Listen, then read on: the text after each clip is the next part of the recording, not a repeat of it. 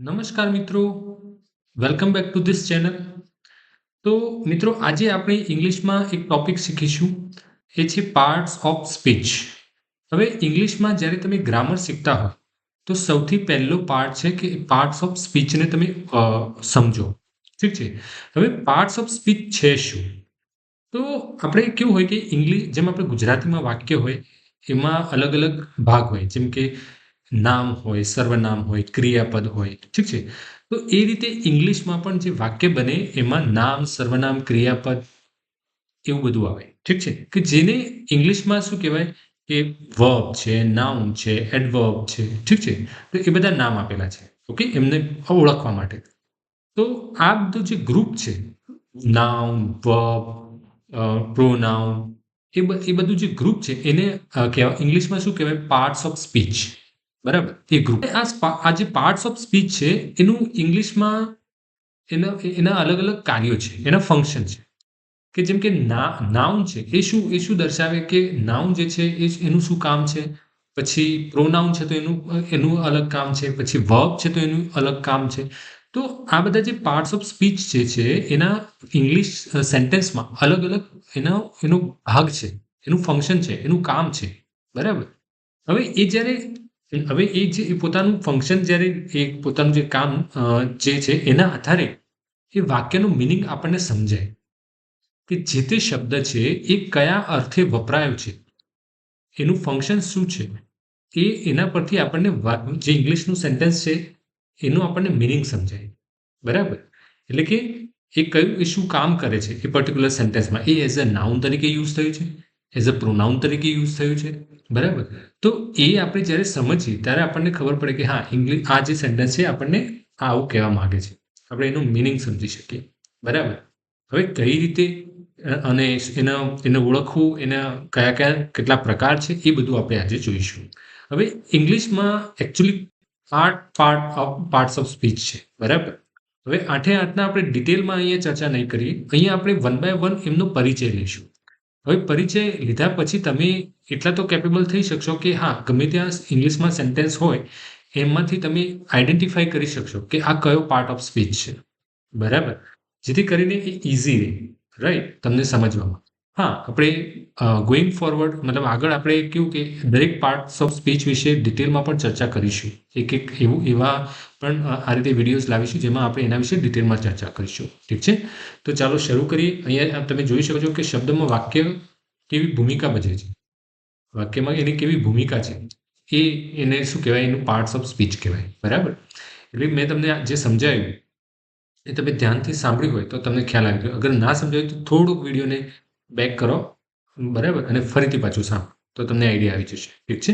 હવે આપણે one by one જે પાર્ટ્સ ઓફ સ્પીચ છે એને આપણે સમજીએ. તો સૌથી પહેલું છે નાઉન. નાઉન એટલે કે નામ શબ્દ. કે નાઉન એ કોને કહેવાય? કે માણસ, પ્રાણી એટલે કે વ્યક્તિ, પ્રાણી, વસ્તુ, સ્થાન, વિચાર, આ બધાનું કોઈ પણ એક નામ હોય એને કહેવાય નાઉન ઇંગ્લિશમાં. ઠીક છે. જેમ કે વ્યક્તિ હોય, વ્યક્તિમાં નામ હોય જેમ કે રમેશ, મહેશ, રોહિત, લાઈક ધેટ. પ્રાણી છે તો પ્રાણીમાં આપણે lion, Buffalo, donkey, like that. તો આ બધા શું થયા? એ પર્ટિક્યુલર પ્રાણીને એક નામ આપવામાં આવ્યું. બરાબર. કોઈ વસ્તુનું નામ હોય, કોઈ સ્થાનનું નામ હોય, એને પર્ટિક્યુલર નામ હશે. જેમ કે હિલ સ્ટેશન. હિલ સ્ટેશન એ શું છે? એક સ્થાન છે, એને નામ આપવામાં આવ્યું. બરાબર. તો એ રીતે કોઈ વિચાર છે, કોઈ વિચાર જેમ કે ઇવોલ્યુશન. કોઈ ક્રાંતિ છે તો એ શું છે? ક્રાંતિ એક વિચાર છે, તો એ પણ શું થયું? એક નામ થયું. તો એ રીતે તો આ જે નામ છે, કોઈ વસ્તુ, વ્યક્તિ, પ્રાણી ગમે તે એને આપણે કોઈ જે નામથી ઓળખતા હોઈએ એનું શું થાય? નાઉન થાય. બરાબર. આઈ હોપ કે તમને સમજાયું હશે. રાઈટ. હવે તમે એ જો એક્ઝામ્પલ આપેલા છે રમેશ. રમેશ એ નાઉન છે. અહીંયા સેન્ટેન્સમાં કઈ રીતે યુઝ થયું છે? Ramesh is my friend. બરાબર. તો અહીંયા રમેશ શું થયું? નાઉન થયું, વ્યક્તિનું નામ થયું. The dog is barking. અહીંયા જે ડોગ છે એ શું છે? નાઉન છે. કોના માટે? પ્રાણી માટેનું. એક પ્રાણી છે તો પ્રાણી જે છે એને એક નામ આપેલું છે જે છે ડોગ, જેને આપણે ડોગ તરીકે ઓળખીએ છીએ. બરાબર. એ રીતે the book is on the table. અહીંયા જો બુક પણ એક નાઉન છે, અહીંયા ટેબલ પણ નાઉન છે. Okay. India is a beautiful country. હવે ઇન્ડિયા પણ એક નાઉન થયું. કેમ? કે દેશનું નામ છે. બરાબર. રાઈટ. ઇન્ડિયા કહીએ એટલે આપણે એક દેશનું આપણને ખ્યાલ આવે, હા કોની વાત થઈ રહી છે, રાઈટ. એ રીતે honesty is the best policy. હવે ઓનેસ્ટી એ શું છે, એક આપણી ક્વોલિટી છે, બરાબર. તો એક જે ક્વોલિટી હોય, જે ઈમાનદાર હોય, તો આપણે કહીએ ઈમાનદાર છે, તો શું થયું કે એની ક્વોલિટી છે, તો એ પણ એનું નામ થયું, બરાબર.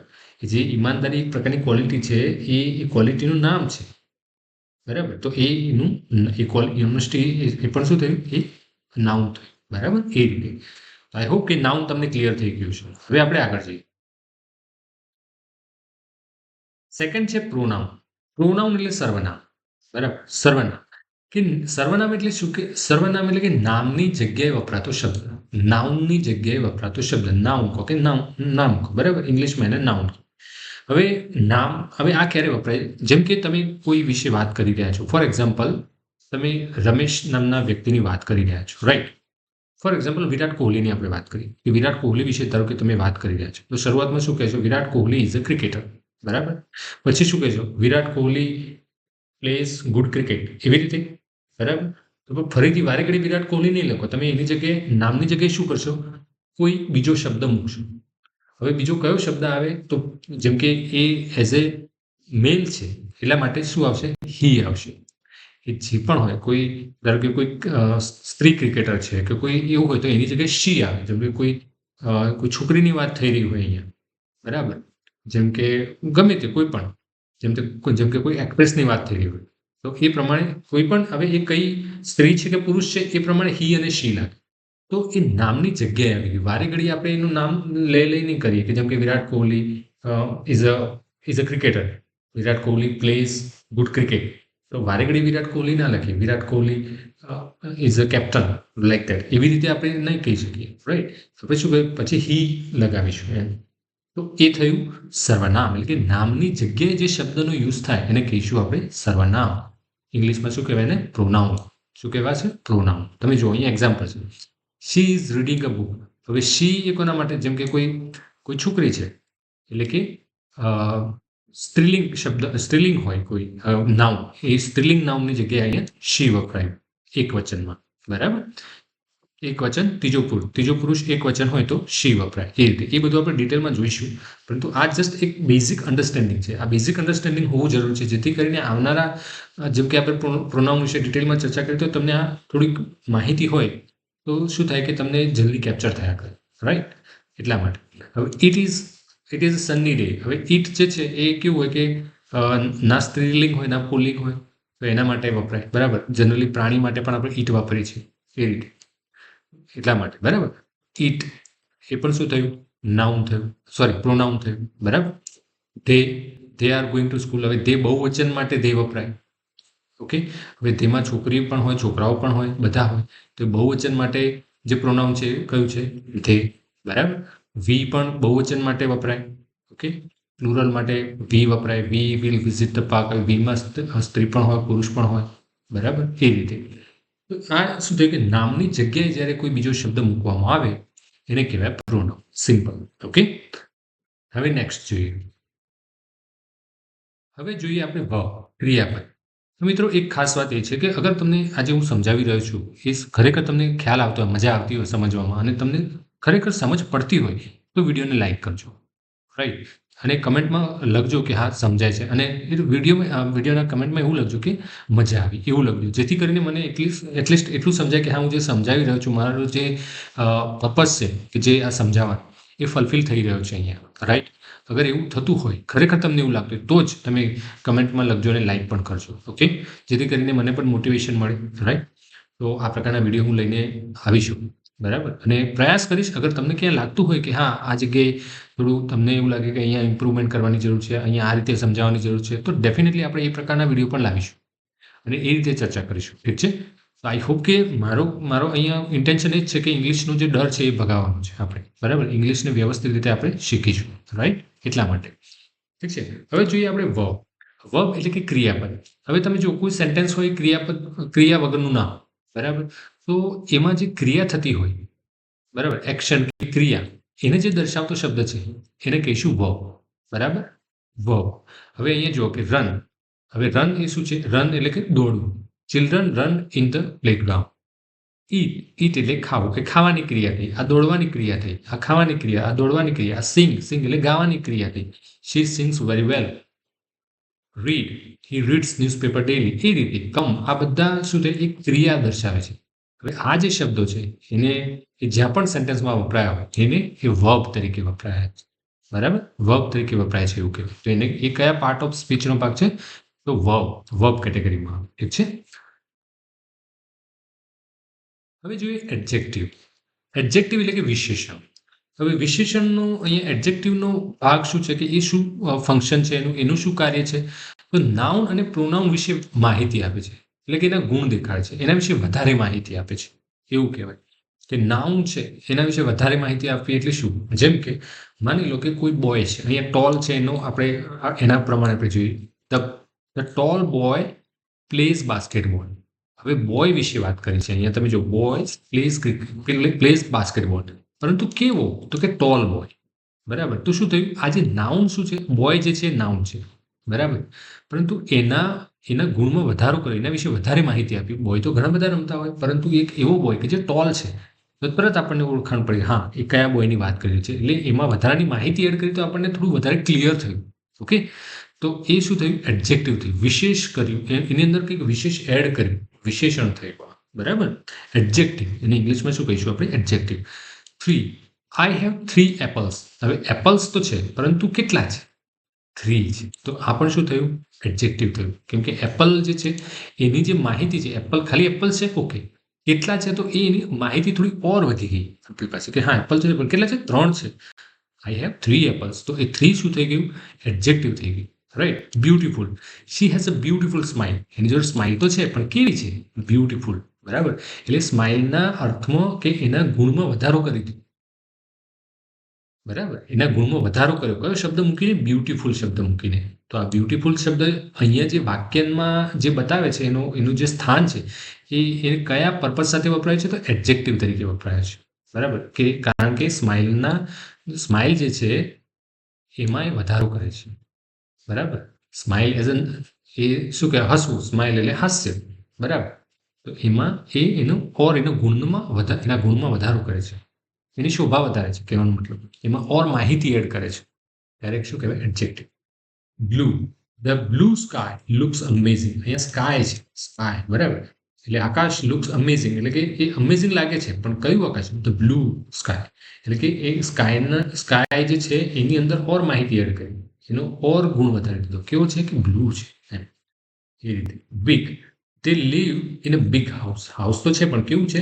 બિગ છે. તો આ રીતે તમે કોઈ ક્વેશ્ચન કરો ને તો પણ તમને ખ્યાલ આવી જાય કે એડજેક્ટિવ તરીકે કયો વર્ડ વપરાયો છે અહીં. બરાબર, તે રીતે. તો જનરલી શું હોય કે નાઉન કે પ્રોનાઉનની આગળ જ એનો એક આ એડજેક્ટિવ બેસતું હોય છે જનરલી. ઠીક છે. તો એ રીતે તમે ઓળખી શકો. પરંતુ હા, આપણે એ રીતે યાદ રાખવા કરતાં આપણે સેન્ટેન્સનું મિનિંગ સમજીએ અને જો આપણને ખ્યાલ આવે તો એ વધારે બેટર છે. તો આપણે સાચી રીતે ઇંગ્લિશ સમજ્યા છે એવું કહેવાય. ઓકે, તો ખાસ એ યાદ રાખો. ક્યારેય ગોખણપટ્ટી નહીં કરવાની કે હા આગળ આવે પાછળ, ના, એ રીતે નહીં. આપણે એ રીતે કે હા, તમે જ્યારે પ્રેક્ટિસ કરશો તો ડેફિનેટલી તમને આ બધું સમજાઈ જશે ઇઝીલી. બસ ખાલી આ એક પરિચય છે. આપણે ડિટેલમાં પણ ચર્ચા કરીશું, પણ આઈ હોપ કે આ પરિચયથી પણ તમને ઘણી બધું એવું ખ્યાલ આવી જશે. તમે આગળ હવે કોઈ પણ મતલબ વાંચશો ક્યાંય કે કશું બી જોશો તો તમને ફટાફટ ખ્યાલ આવી જશે કે એડજેક્ટિવ એટલે શું, ક્યાં વપરાય. બરાબર, તમે ઇવન ઓળખી પણ શકશો. ઠીક છે. તો આ થયું એડજેક્ટિવ. હવે જોઈએ એડવર્બ. એડવર્બ એટલે ક્રિયા વિશેષણ. હવે જો અહીંયા શબ્દમાં જ આવી જાય ક્રિયા વિશેષણ, કે જે કંઈ ક્રિયા થતી હોય એને વિશેષ રીતે રજૂ કરે, એને કહેવાય એડવર્બ. બરાબર, ક્રિયા હોય એને વિશેષ રીતે રજૂ કરે એને કહેવાય એડવર્બ. એવું મારું માનવું છે. એકચ્યુઅલી એડવર્બ જે છે એ વર્બ હોય કે એડજેક્ટિવ હોય કે એડવર્બ પોતે હોય એને ડિસ્ક્રાઇબ કરે એવો જે શબ્દ હોય એને કહેવાય ક્રિયા વિશેષણ. જ્યારે ગુજરાતીમાં તમે ક્વેશ્ચન કરવાનો ટ્રાય કરો ત્યારે ક્યારે, કેવી રીતે, ક્યાં, કેટલું, આ બધું જે છે એનો જે જવાબ મળે એને કહેવાય એડવર્બ. બરાબર, જેમ કે ગુજરાતીમાં કહે કે હું ચાલુ છું. હું ચાલુ છું એ નોર્મલ સેન્ટેન્સ થયું. હું ધીમે ધીમે ચાલું છું. તો શું થયું? જો ચાલવાની ક્રિયા પણ કેવી થઈ? ધીમે ધીમે. તો ધીમે ધીમે શું થયું? એડવર્બ થયું. એ રીતે, કેમ કે ક્રિયામાં જે ક્રિયા છે એમાં વધારો કરે છે. બરાબર, એટલે જો અહીંયા quickly. She finished her work quickly. Work finish કર્યું બરાબર. કઈ રીતે? ક્વિકલી, ઝડપથી પૂરું કર્યું. એટલે આ શું થયું? એડવર્બ થયું. Very, he is very happy today. Happy તો છે જ, પણ કેવો છે? વેરી હેપી, ખૂબ જ ખુશ છે.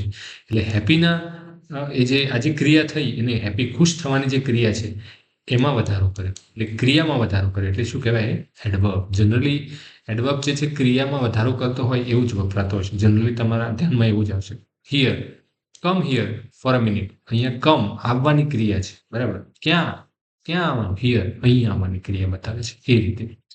Loudly, the baby is crying loudly. બરાબર. The baby is crying softly. Loudly હોય, સોફ્ટલી હોય. અહીંયા જનરલી એલવાય આ રીતે લાઉડ, પછી એલવાય લાગતો, લાઉડલી, ક્વિકલી, સોફ્ટલી. તો આ બધા જે વર્ડ છે જનરલી એડવર્બ તરીકે યુઝ થતા હોય, બરાબર. એની પાછળ એલવાય આ રીતે વર્ડ યુઝ થતા હોય છે, બરાબર. તો એના ઉપરથી પણ તમે ઓળખી શકો કે હા એડવર્બ કયું છે, બરાબર. પરંતુ હા, આપણે જ્યારે સેન્ટેન્સ વાંચીએ ત્યારે આપણને ખ્યાલ આવી જાય કે હા, ક્રિયામાં વધારો કોણ કરે છે. તો ક્રાઇમ તો કરે છે, રડે તો છે, પણ કઈ રીતે? સોફ્ટ રડે છે, લાઉડલી રડે છે, કે બસ ખાલી ક્રાઇમ કરે છે? ક્રાઇમ કરે તો આપણને ખાલી એમ લખીએ કે ધ બોય ઇઝ ક્રાઇમ, બસ. અહીંયા કશું નથી, તો શું? પરંતુ જો તમે એમ કહો કે જોર જોરથી રડે છે એવું લખો તો તમે શું લખો? લાઉડલી. એટલે એના અર્થમાં વધારો થઈ ગયો. એ જે ક્રિયા કરે છે એના અર્થમાં ઘણો બધો ફેરફાર થયો. તમે વિચારો તો પણ તમને ખ્યાલ આવી જાય. હા, કેટલું આપણને એ મહેસૂસ થાય કે તમે ચાલો છો, પણ ધીમે ધીમે ચાલો છો કે ફાસ્ટ ચાલો છો, એનો અર્થમાં ઘણો બધો વધારો થઈ જાય. ઠીક છે. એટલે એ અર્થમાં વધારો કરવા માટે આ બધા જે વર્ડ છે એ વપરાતા હોય છે, બરાબર. તો અહીંયા ક્રિયામાં વધારો કરે તો એને કહેવાય એડવર્બ, બરાબર. કેરફુલી, હી ડ્રાઇવ્સ કેરફુલી. સાવચેતી રીતે, મતલબ સાવધાનીથી એ ચલાવે છે, એમ કહેવાનો મતલબ. એ ચલાવે છે તો છે, બરાબર. હી ડ્રાઇવ્સ અ કાર, એવું લખી શકાય. હી ડ્રાઇવ્સ અ કાર કેરફુલી, એટલે કે બહુ સાવધાનીપૂર્વક એ ચલાવે છે. ઠીક છે. કોઈ સાવધાનીપૂર્વક ના પણ ચલાવતો એ રીતે. તો અહીંયા એ દર્શાવે છે કે તમે કઈ ક્વોલિટી છે. તો આ બધું ક્વોલિટી બતાવવા માટે આ બધા જે પાર્ટ્સ ઓફ સ્પીચ છે જે વપરાતા હોય છે, મતલબ કે એડવર્બ વપરાતો હોય છે. ઠીક છે. કે એ ક્રિયા કઈ કઈ કઈ રીતે થઈ રહી છે, બરાબર. એટલા માટે તો આ થયું એડવર્બ. જોઈશું આપણે પ્રિપોઝિશન, બરાબર. પ્રિપોઝિશન. હવે પ્રિપોઝિશન શું છે? કે સ્થાન, સમય, દિશા અને સ્થિતિ બતાવે છે. જેમ કે કોઈ વસ્તુ છે, ક્યાં પડી છે? તો કે આપણે કે ટેબલ ઉપર પડી છે, તો એનું સ્થાન બતાવ્યું, બરાબર. તો એ સ્થાન બતાવવા માટે જે શબ્દ યુઝ થાય એને કહેવાય શું? પ્રિપોઝિશન, બરાબર. તો એ રીતે તો સ્થાન બતાવે. જેમ કે in the toys are in the box. હવે બોક્સ અને આ જે ટોયઝ છે, હવે એના વચ્ચે શું થયું? કે ઇન કીધું ત્યારે આપણને ખબર પડી કે હા એની અંદર છે, એટલે એનું સ્થાન બતાવે. અગર ઓન લખ્યું હોત તો એની ઉપર છે, તો આપણને ખ્યાલ હા એની ઉપર છે એમ. બિસાઇડ્સ લખ્યું હોય તો એની બાજુમાં છે. The toys are besides the box, એની બાજુમાં છે. એ રીતે તો આપણે શું બતાવે? સ્થાન બતાવે છે. જે સ્થાન બતાવવા માટે જે શબ્દો વપરાય, કે સમય બતાવવા, સમય માટે શું કહે? એટ, એ સમય માટે વપરાય. પછી જો અહીંયા ઓન ફરીથી આવ્યું તો cup is on the table, બરાબર. તો એ શું બતાવ્યું? સ્થાન બતાવ્યું. બિટવીન, એ પણ સ્થાન બતાવ્યું. સ્થિતિ બતાવે, જેમ કે અંડર છે એ એનું સ્થાન બતાવે છે, કોઈ સ્થિતિ બતાવે, બરાબર. કે સમય બતાવે, અહીંયા એટ જે છે સમય બતાવવા માટે વપરાય છે. તો આ જે છે એ આ બધા વર્ડ્સ જે કેટેગરીમાં આવે એ કયું કહેવાય? એને શું કહેવાય? પ્રિપોઝિશન કહેવાય. શું કહેવાય? પ્રિપોઝિશન, બરાબર. આઈ હોપ કે તમને આજે વન બાય વન સમજાવી રહ્યો છું, તમને પ્રોપરલી સમજાવી રહ્યું છે. અગર સમજાતું હોય તો લાઈક કરજો ચોક્કસથી, હા ને, પ્લીઝ, જેથી મને ખ્યાલ આવે કે હા મારી સમજાવવાની જે રીત છે તમને મજા આવી રહી છે એમાં. ઓકે, મારા જે એફર્ટ્સ છે એ ખરેખર યુઝફુલ છે એમ એવું મને ફીલ થવું જોઈએ. કે એ ક્યારે થશે? કે જ્યારે તમે લાઈક કરશો, કમેન્ટ કરશો ત્યારે. અને જો તમને એવું લાગે તો તમે શેર પણ કરી શકો છો તમારા મિત્રો સાથે, છે. અને એ બહુ જોરદાર કામ છે. કોઈની સાથે સારી વસ્તુ શેર કરવી એ બહુ જોરદાર વાત છે, બરાબર. તો એ કરવું જોઈએ ખરેખર. તો અગર તમને સારું લાગે તો ડેફિનેટલી શેર કરજો, ઠીક છે. અને લાઈક અને કમેન્ટ તો જરૂરથી કરજો, ઠીક છે. ઓકે. અને હા, તમને કેવા વિડીયો જોઈએ છે તમે કમેન્ટમાં પણ લખી શકો છો. અગર તમને કોઈ કન્ફ્યુઝન હોય કોઈ ટોપિકને લઈને તો પણ તમે લખી શકો છો. આપણે ટોપિક ઉપર ડિસ્કશન કરીશું, ઠીક છે. તો એ રીતે હવે જોઈએ કન્જક્શન. કન્જક્શન શું? એટલે કે બે વાક્યને જોડે છે. હવે એવો શબ્દ હોય, બરાબર, કે જે બે વાક્યને જોડતો હોય તો એને કહેવાય કન્જક્શન. એ કયા પાર્ટ્સ ઓફ સ્પીચમાં હશે? કન્જક્શનના પાર્ટમાં હશે, બરાબર. તો એને કહેવાય કન્જક્શન. હવે કન્જક્શન કેવું? કે બે વાક્યને જોડે તો આપણે જનરલી જો I like T and coffee, કે વાક્ય હોય યા તો શબ્દ હોય એને જોડે તો શું? જો આઈ લાઈક ટી કોફી એવું લખ્યું તો નહીં મજા આવે, પરંતુ એન્ડ લખીએ તો આપણને ખબર પડે કે હા આ બંનેને જોડવા માટે યુઝ થયો છે, બરાબર. તો એ યુઝ થયો છે તો એને કહેવાય કન્જક્શન, બરાબર. અહીંયા કન્જક્શન કયું તો આપણે ઓળખી શકીએ. એન્ડ જે છે કન્જક્શન કેમ કે ટી એન્ડ કોફીને જોડે છે. બરાબર. એ રીતે but he is smart but lazy. He smart lazy એવું લખી દઈએ તો હી ઇઝ સ્માર્ટ અલ્પ વિરામ કરીને લખી દઈએ લેઝી, કોમા કરીને લખી દઈએ લેઝી, તો શું થાય? કંઈ નહીં. પરંતુ બટ લખીએ તો એક એઝ અ કન્જક્શન બે શબ્દોને અલગ પાડે છે અને બેને અલગ રીતે દર્શાવે, બટ બંનેને જોડે પણ છે. એવું નથી કે સાવ અલગ નથી, જોડવાનું કામ કરે. પરંતુ આ જે છે હી સ્માર્ટ બટ લેઝી, સેન્ટેન્સ એક જ છે, આખા સેન્ટેન્સને જોડે છે અને એની વચ્ચે એક શબ્દ મૂકી દેવામાં જેથી આ એક આખું સેન્ટેન્સ થઈ. અહીંયા એવું લખી શકાય હી સ્માર્ટ. બરાબર. અહીંયા એવું હું કહી શકું, જો અહીંયા બે સેન્ટેન્સ છે એકચ્યુઅલમાં તો હી સ્માર્ટ બરાબર, હી ઇઝ લેઝી બરાબર, બંને છે. પરંતુ અહીંયા થોડુંક વિરોધાભાસ છે કે એ સ્માર્ટ તો છે પરંતુ લેઝી છે. તો આપણે અહીંયા શું કરી દીધું, બંને વાક્યને જોડી દીધા, શોર્ટ કરી દીધું. હી સ્માર્ટ બટ લેઝી થઈ ગયું વાક્ય. એટલે વધારે પડતું વાક્ય લાંબુ થાય એના કરતાં ટૂંકમાં પતતું હોય તો પછી આપણે વચ્ચે કન્જક્શન લગાવીને એને શોર્ટ કરી દેવાનું. ઠીક છે. એ રીતે તો આ પણ એક સ્કિલ છે. બરાબર. એ તમે ઇંગ્લિશમાં જે રીતે તમે ભણશો શીખશો એમ તમને વાક્ય ક્યાં ક્યાં જોડવા, કઈ રીતે જોડવા એ પણ તમને ખ્યાલ આવી જશે. બરાબર. ઓર do you want T or coffee, અહીંયા ઓર જે છે ઓપ્શન બતાવે છે. બરાબર. અહીંયા શું હતું કે બંને છે, ઓપ્શન નથી. I like T and coffee, હું બંને મને ગમે છે. એવું નથી કે ટી અથવા કોફી. અહીંયા એવું હોત તો અહીંયા ઓર લખેલું. બરાબર. ઓરથી જોડ્યા હોત બંને. અહીંયા ડુ યુ વોન્ટ ટી, પછી એવું અલગથી પૂછવું હોય તો ડુ યુ વોન્ટ કોફી, એવું અલગ અલગ નહીં પૂછવાનું. પરંતુ બંને સાથે આપણે પૂછવું હોય કોઈને કે do you want T or coffee, તો વચ્ચે ઓર લગાવી દો એટલે બંને થઈ ગયું, બંનેને જોડી દીધા. એ રીતે તો આ થયું કન્જક્શન. બીકોઝ એક કારણ દર્શક છે. I stayed home because it was raining, કારણ કે હું અહીંયા ઘરે રોકાયો કારણ કે વરસાદ હતો. બરાબર. એટલા માટે. Although he is young he is very talented. બરાબર. આ પણ એક કન્જક્શન છે.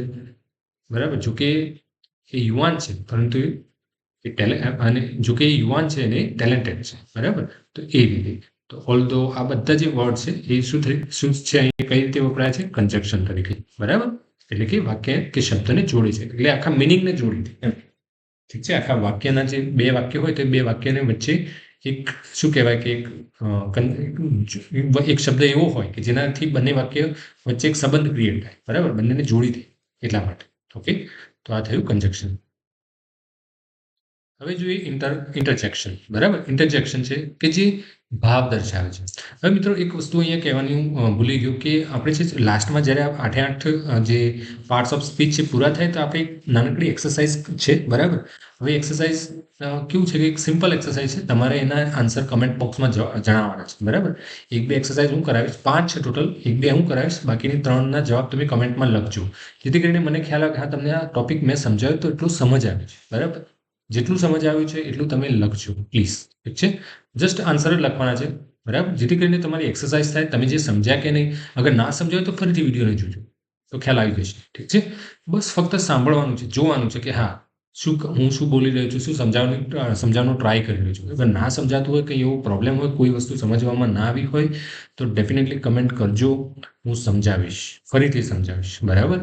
નો પ્રોબ્લેમ. તો અહીંયા હવે જોઈએ આપણે ઇન્ટરજેક્શન. ઇન્ટરજેક્શન જે છે શું બતાવે છે? ભાવ દર્શાવે છે. કે જેમ કે તમે ખુશ હો તો એનો ભાવ કઈ રીતે દર્શાવો, તો એના માટે કોઈક શબ્દ હોય. બરાબર. તો એને કહેવાય ઇન્ટરજેક્શન કેટેગરીમાં. જેમ કે તમે સેડ હોય, તે ના ખુશ હોય તો તમે કઈ રીતે બોલો, તો એ જે એના માટે કોઈ એક શબ્દ વપરાયો તો એને કહેવાય, એ પણ ઇન્ટરજેક્શન આવે. એટલે આ રીતે લાગણી છે, તમારી અંદરની ભાવના છે એ દર્શાવવા માટે, એની લાગણી બતાવવા માટે એ શબ્દો વપરાતા હોય કેટલાક. તો એ કઈ કેટેગરીમાં આવે? ઇન્ટરજેક્શનમાં. હવે ઇન્ટરજેક્શનમાં એવું છે કે આ જે વર્ડ્સ છે, જેમ કે અહીંયા બધા વર્ડ્સ આપેલા છે એક્ઝામ્પલ તરીકે વાવ, ઓ નો, હુર્રે. હવે આ બધા વર્ડ્સ છે જનરલી બોલવામાં યુઝ થતા હોય છે. બરાબર. લખવામાં જનરલી બહુ જ ઓછા, ફોર્મલ રાઇટિંગ જે હોય તે બહુ જ ઓછા યુઝ થતા હોય છે. બરાબર. પરંતુ હા આપણે જાણ સારું આપણને એની જાણકારી હોવી જરૂરી છે. હવે આ જે શબ્દો છે જનરલી એવા શબ્દોની પાછળ યા તો એક્સક્લેમેટરી સિમ્બોલ આવે. બરાબર. આ રીતે ઉદ્ગાર ચિહ્ન આવે, યા તો પછી કોમા આવે. બરાબર. એના પછી એ સેન્ટેન્સ શરૂ થતું. ઘણી વખત ફક્ત આ રીતે એકલું વાવ લખેલું હોય તો પણ એ મતલબ ઇન્ટરજેક્શન તરીકે એક શબ્દ પોતે પણ એકલો પણ યુઝ થતો હોય છે ઘણી વાર. બરાબર. It depends. બરાબર. તો ઇન્ટરજેક્શન તમે જુઓ અહીંયા વાવ ધીસ પ્લેસ ઇઝ બ્યુટીફુલ. હવે તમે વાવ ક્યારે બોલો? જ્યારે તમે કશું જોઈને ખુશ થયા ત્યારે તમે બોલો વાવ, એવો શબ્દ તમારા મોઢામાંથી નીકળે. ઓ નો આઈ મિસ્ડ ધ બસ. ઓ નો જ્યારે તમે કોઈ ભૂલ કરો કે જ્યારે કશું કેવું થઈ ગયું જે તમે ઈચ્છતા ન હતા અને એવું થઈ ગયું, બરાબર. You are trying to do it, મતલબ તમે કોશિશ તો કરી રહ્યા હતા પરંતુ આઈ મીન સમહાઉ એ થયું નહીં તમારાથી, ત્યારે તમે બોલો ઓ નો, મતલબ આવું થયું એમ. ઓ નો આઈ મિસ ધ બસ, તમે બસ પકડવાની કોશિશ કરી હતી પરંતુ મિસ થઈ ગઈ, ત્યારે તમે બોલો ઓ નો આઈ મિસ ધ બસ, એમ એ રીતે. હુર્રે વી વોન ધ ગેમ, એટલે કે જ્યારે તમે કંઈક બહુ જ ઉત્સાહમાં હોય તમે ગેમ જીતો ત્યારે એ રીતે આ વર્ડ યુઝ થતો હોય છે. પછી આ જે છે કે હા દેટ ફીલ્સ રિલેક્સિંગ, કે જ્યારે તમે આમ શાંતિથી બેઠા હોય ઘરે થાકીને હતા ત્યારે નીકળે આ બહુ જ રિલેક્સ ફીલ થાય છે, ત્યારે હાશ આપણે જે ગુજરાતીમાં કહીએ છીએ એ રીતે અહીંયા, ઠીક છે. જે આઉચ વર્ડ જે છે આઈ હર્ટ માય ફિંગર, એટલે જ્યારે કે તમને કંઈ વાગે ને એવું હોય ત્યારે ઘણા આપણે તમે ઇંગ્લિશ મૂવી જોતા હોય કે સિરિયલ જોતા ટીવી સિરીઝ જોતા હોય ત્યારે ઘણી વખત આ બધા શબ્દો તમને ઘણી વખત જોવા મળે છે. ઘણી વખત હિન્દી ફિલ્મોમાં પણ આવા વર્ડ્સ વપરાતા હોય છે, ઠીક છે. તો જનરલી આ બધા જે છે એ શું કહેવાય કે એ ભાવ દર્શાવે, બરાબર. સેન્ટેન્સમાં ભાવ દર્શાવે, જેથી તમને ખબર પડે કે એ સેન્ટેન્સનો મતલબ શું થઈ રહ્યું છે, કયા શું એનો ભાવ શું છે એ સેન્ટેન્સનો, બરાબર. એ ખુશ છે, ના ખુશ છે, મતલબ એને કંઈ શું કહેવા માંગે છે એ તમને ખ્યાલ આવી જાય. તો આજે છે તો મિત્રો આજે 8 પાર્ટ્સ ઓફ સ્પીચ થયા, એ સેન્ટેન્સના અલગ અલગ ભાગ છે, બરાબર. હવે એ એકબીજા સાથે લિંક છે અને એનાથી એ જે એમને જે વચ્ચેનો એકબીજા સાથેનો જે સંબંધ છે એના કારણે આપણને સેન્ટેન્સનો મતલબ સમજાય, બરાબર. તો આઈ હોપ કે તમને સમજાઈ ગયું છે. હવે એક નાનકડી આપણે એક્સરસાઇઝ કરી લઈએ જેથી તમને ખ્યાલ આવી જાય કે હા તમે જે સમજાય પ્રોપર સમજ્યા છો કે નહીં, બરાબર. અગર ના સમજાય હજુ પણ ડાઉટ હોય તો ફરીથી વિડીયોને જુઓ, 8 જે આપણા પાર્ટ્સ ઓફ સ્પીચ હમણાં સમજાય એને ફરીથી જુઓ અને પછી એક્સરસાઇઝ ઉપર આવો, ઠીક છે. તો આપણે જોઈએ એક્સરસાઇઝ, રાઈટ. તો અહીંયા એક્સરસાઇઝ છે, બરાબર. આઈડેન્ટિફાઈ પાર્ટ્સ ઓફ સ્પીચ, એટલે કે સેન્ટેન્સ આપેલું છે એમાં અલગ અલગ આપણે જે 8 પાર્ટ્સ ઓફ સ્પીચ જોઈએ એમાંથી કયા કયા સેન્ટેન્સમાં યુઝ થયા છે એ તમારે ઓળખવાના છે, બરાબર. સો હું 1-2 કરાવી દઉં છું, બાકીના 3 તમારે કરવાના છે. તો 3 જે તમે કરો એમાં 3, 4, 5 એ રીતે તમે લખજો અને એની નીચે તમારે આન્સર પણ લખજો. જેમ કે અહીંયા આ વાક્ય છે હી રન્સ ક્વિકલી. હવે તમારે અહીં કેવી રીતે લખવાનું, જેમ કે હી લખવાનું પહેલા, બરાબર. હવે હી જે છે શું છે, બરાબર. તો અહીંયા ડેશ કરીને તમે લખી શકો હી શું કોના માટે વપરાય છે, હી એ પ્રોનાઉન છે, બરાબર. પ્રોનાઉન છે, ઓકે. પછી રન્સ શું છે, તો અહીંયા તમે રન્સ લખી શકો અને રન્સ શું છે, અહીંયા વર્બ છે, ક્રિયા બતાવે છે, બરાબર. આ રીતે આ પ્રેક્ટિસ છે, આ પ્રેક્ટિસ કરશો તો તમે ઇંગ્લિશ ઝડપી શીખી શકશો, બરાબર. એટલા માટે રન્સ ક્વિકલી, હવે દોડે છે પણ કઈ રીતે દોડે છે, ક્વિકલી દોડે છે. હવે આપણે આગળ જોયું કે કોઈ ક્રિયાના અર્થમાં વધારો કરે તો શું કહેવાય, એડવર્બ કહેવાય, બરાબર. તો ક્વિકલી અહીંયા તમારે લખવાનું છે, બરાબર. અહીંયા મને આ પેનથી લખતા ઓછું ફાવે છે, આ જે કમ્પ્યુટર માઉસથી, બરાબર. એટલા માટે અહીંયા હું આ રીતે લખું છું, પરંતુ તમારે સમજવાનું છે ક્વિકલી, તો અહીંયા શું કહેવાય, એને કહેવાય એડવર્બ. તો આ રીતે તમે શોર્ટમાં લખશો તો પણ ચાલશે. અહીંયા પ્રોનાઉનનો PN કરી દેશો, પછી વર્બનો VB કરી દેશો તો પણ ચાલશે. I can understand, okay. તો એ રીતે તમે પ્રેક્ટિસ કરો, બરાબર. હવે અહીંયા ધ બિગ ડોગ, અહીંયા જો ડોગ કેવો છે, બિગ છે. તો બિગ છે એ કયું છે, એડજેક્ટિવ છે. ડોગ પણ શું થયું, એ વર્બ નાઉન છે, બરાબર. બાર્ક શું થયું, બાર્ક એ વર્બ છે, બરાબર. લાઉડલી ભસે છે, કૂતરો ભસે છે, એક મોટો કૂતરો ભસે છે કઈ રીતે, લાઉડલી. તો એ શું થયું, એડવર્બ થયું, એ બરાબર. તો આ રીતે તમે પ્રેક્ટિસ કરો. કમેન્ટમાં એ તમે આજે 3 સેન્ટેન્સ છે એના વિશે તમે લખો, બરાબર. અને આઈ હોપ કે તમે જો આ પ્રેક્ટિસ કરવાની, કોઈ આળસ બતાવવાની નહીં એમાં, ઠીક છે. અગર તમે આ રીતે પ્રેક્ટિસ કરશો તો તમે આગળ ઇંગ્લિશમાં વધી શકશો, ઠીક છે. અધરવાઇઝ તમે બસ વિડીયોને જોયો, છોડી દીધો, ભૂલી ગયા તો એ નહીં મજા આવે. એ તમે ક્યારેય નહીં શીખી શકો, ચાહે કોઈ પણ વિડીયો જોયું, બરાબર. તો આઈ હોપ કે તમે અગર અહીં સુધી આવ્યા છો તો એક્સરસાઇઝ કરીને જ જજો અને એક્સરસાઇઝ માટે તમે કમેન્ટ બોક્સમાં તમે કમેન્ટનો યુઝ કરો અને તમે લખજો, ઠીક છે, ઓકે. જેથી કરીને ખ્યાલ આવે કે કેટલા લોકો સિરિયસલી શીખે છે, મને પણ ખ્યાલ આવે, બરાબર. તમે કેટલા સિરિયસ છો, ઓકે. તો આઈ હોપ કે તમને મજા આવી હશે. મને તો શીખવાડવામાં મજા આવી, પરંતુ તમે કેટલા આનંદથી અને કેટલા ઉત્સાહથી આ શીખ્યા છો એ તો હવે તમારું કમેન્ટ અહીંયા જે કમેન્ટ બોક્સ જ બતાવશે અને તમે કેટલી લાઇક્સ કરી છે એના ઉપરથી જ ખ્યાલ આવશે, ઠીક છે. તો આઈ હોપ કે તમે કંઈક કમેન્ટમાં લખશો, લાઇક કરશો અને અગર ચેનલ પર નવા છો તો તમે સબસ્ક્રાઇબ પણ કરી શકો છો, ઠીક છે. મજા આવી હોય તો, રાઈટ. તો અને મજા આવી હોય તો લખજો પણ ખરા કે મજા આવી એવું, બરાબર. તો બસ આ સાથે આ વિડીયોને આપણે વિરામ આપીશું. મળીએ નવા વિડીયોમાં, ત્યાં સુધી બાય બાય.